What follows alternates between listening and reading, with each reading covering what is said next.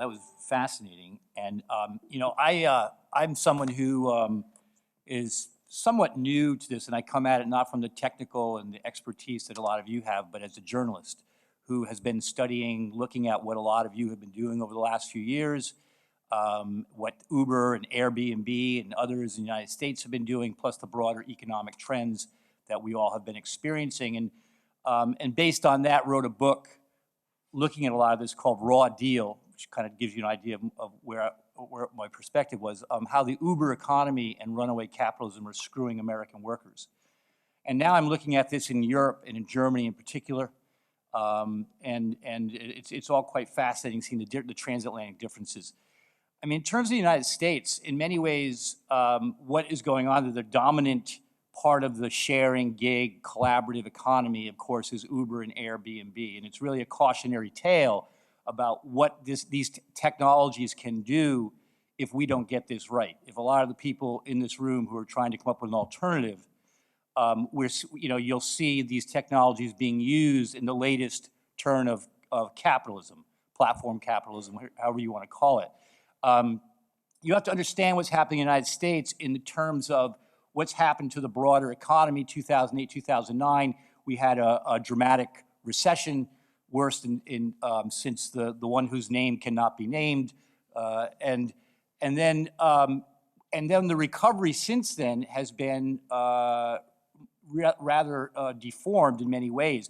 A lot of the so-called good jobs in the United States that had things like health benefits, safety net benefits, a degree of job security, decent wages, those have been replaced by other types of jobs. In fact, Lawrence Katz at Harvard basically came up with a new number. It says that all the new job creation in this so-called recovery have been non-regular types of jobs. So ones that are basically what we call 1099 workers, contractors, freelancers, temp workers.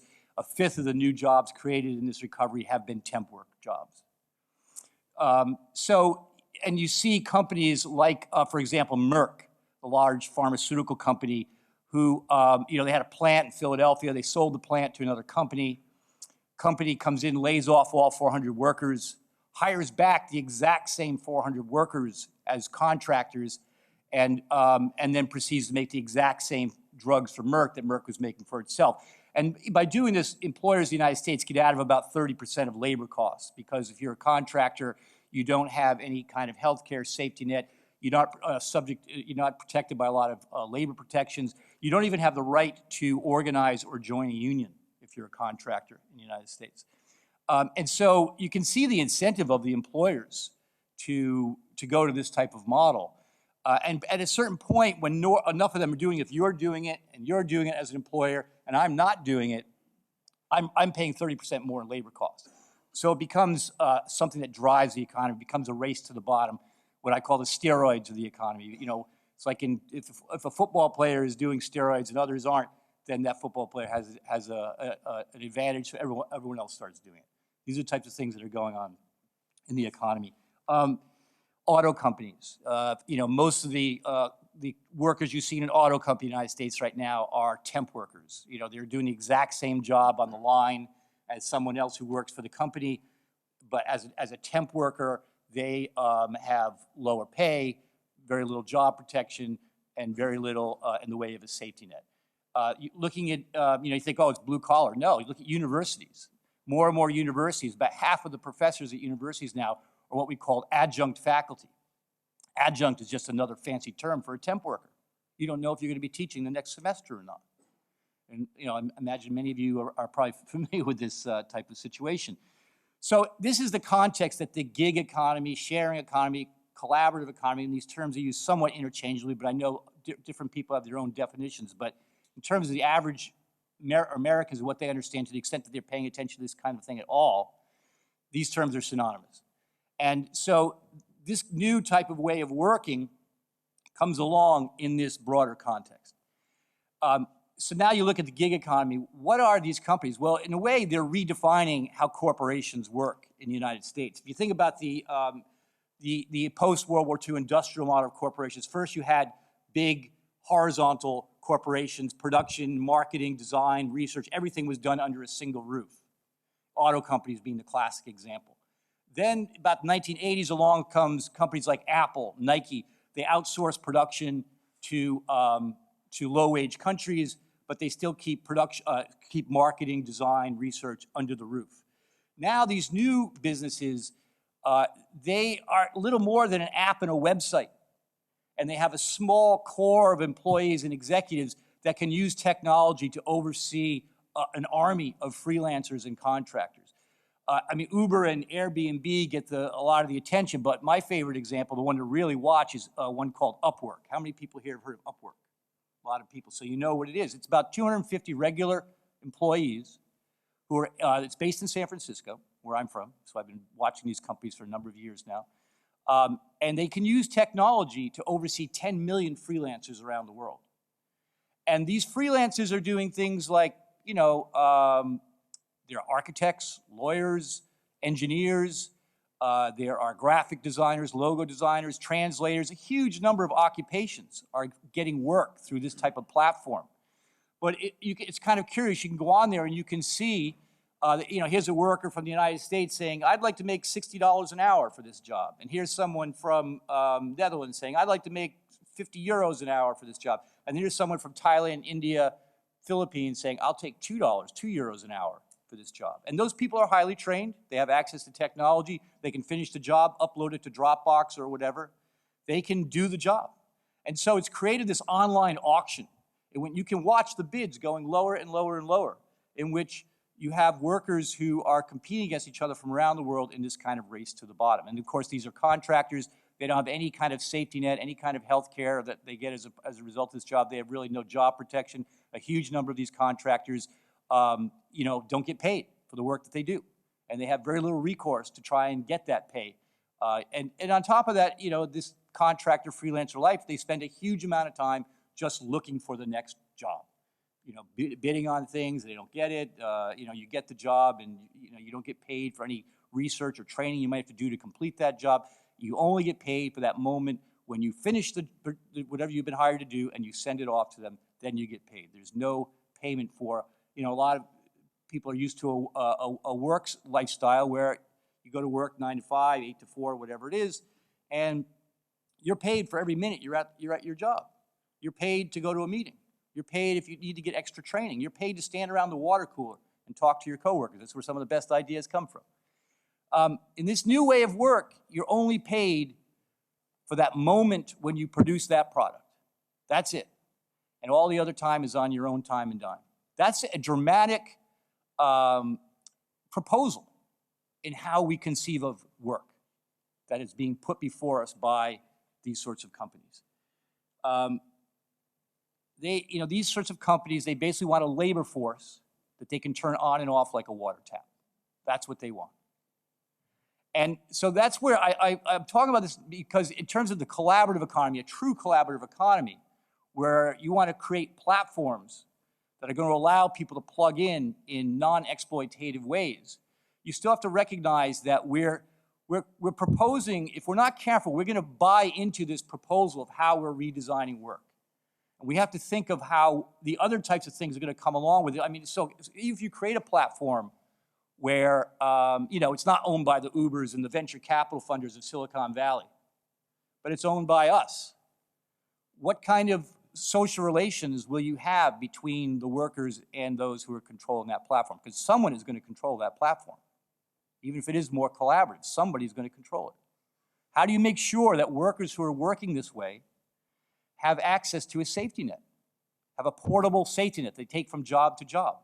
How are you going to make sure that those workers and the companies, even the collaborative companies, pay into the social security system? Because if you don't pay into that social security system, it's going to undermine what you know, even decent governments do when you have good values and good safety net that are supporting workers.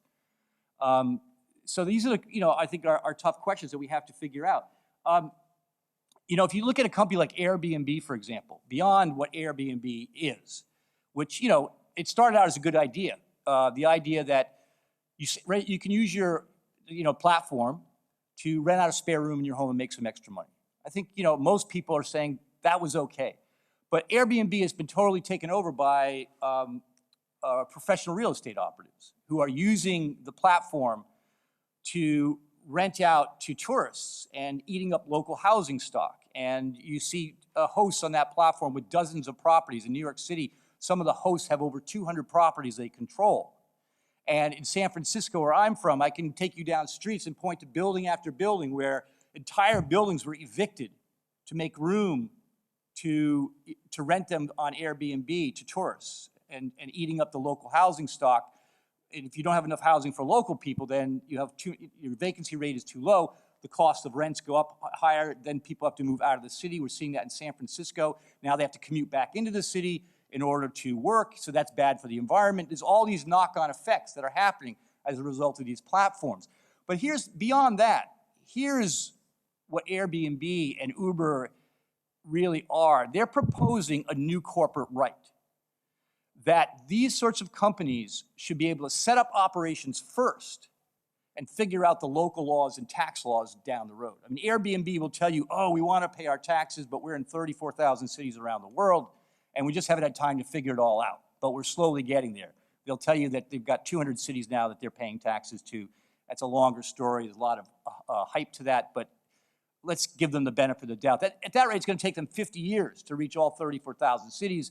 But beyond that, I mean, what other company? I mean, imagine if a company like Boeing or a company like Volkswagen or whomever, is serving this right of setting up operations first and figuring out the laws and the tax laws and whether we're going to pay taxes or not later.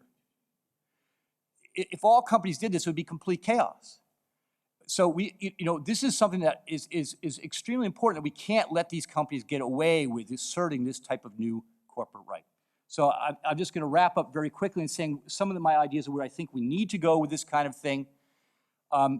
One of the things that we need to do is to learn how to develop more nonprofit apps. We have to either get government funding or get NGOs who will develop apps that have a different incentive than for-profit apps. Because, I'll give you one example.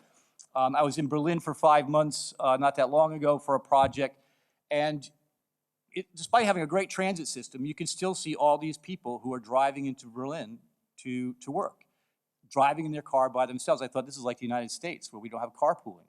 You think the Germans would have it together better than this. Well, unfortunately, they don't. But, we could create an app where carpoolers could find each other. And the for-profits are not going to do this because there's no money in it for them. Once you and I find each other through the app, we don't need them anymore. Then we can do it through text, through email, through however, to connect and to drive together. So there's no money, there's no incentive for them. They're not going to do it. This is an example where, let's harness a lot of the young people who are graduating. They know how to do this kind of stuff.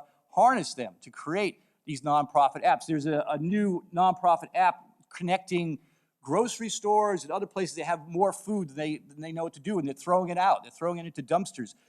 They can use the app to connect those people, those organizations, those businesses to organizations that distribute food to the poor. There's lots of ideas that we could generate about how to use nonprofit apps. Congestion in cities. It's getting worse, particularly because of ride sharing. When you have Uber and Lyft and these other companies suddenly throwing thousands of new cars out on the street, surprise, surprise, suddenly the streets are more congested. I mean, it's a pretty straightforward connection. Yet many Americans aren't making that connection. They're wondering why it takes so long now to get anywhere. Well, you have this service that's dedicated to flooding the streets with cars. But we could use the Uber app, actually, to track cars, track public transit, track ride sharing, track taxis, track delivery trucks, all the different types of vehicles that are being used on our public streets. You have to think of the streets as a public utility. And we could use the app-based technology to allow us to track this in a way that could create congestion zones like London and Stockholm and other places have. So I think there's a lot of work to be done. There's a lot of great work to be done. But we need to get very concrete in our plans and come up with real plans that we can put forward to people that they can buy into, because the Ubers and the Lyfts and the Airbnbs, they have their product. They're out there with it now. So if we're going to create platform cooperativism, what are our products that we're going to put out there that people can use as an alternative to these platform capitalism platforms? Thank you.